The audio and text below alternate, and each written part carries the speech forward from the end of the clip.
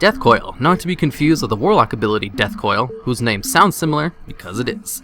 Deathcoil, the Warlock ability, is based on the Death Knight ability from Warcraft 2 that did damage to enemies and healed the user for the damage done.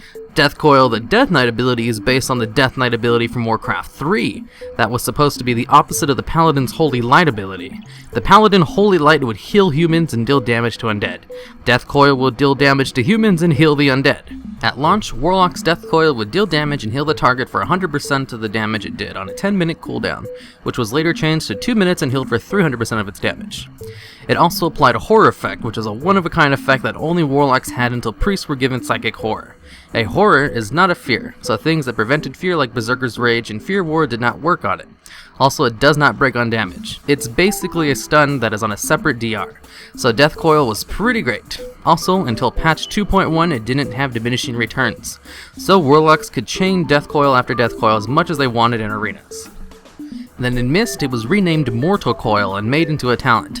This new Mortal Coil had a shorter 45-second cooldown and healed the lock for 15% of their total health. The Death Knight Deathcoil was used to deal damage to enemies and heal undead allies. When a Death Knight uses Lichborn, they become undead and can use Deathcoil on themselves to heal. This, combined with old school Glyph of Death Embrace, which refunded 20 runic power if used to heal, and Glyph of Deathcoil, which increased its damage and healing, gave DKs a really nice self-heal. Although at the time these two glyphs still work like that, Death Knights also had a couple other really good self-heals. Death Knights were just overall OP in Wrath.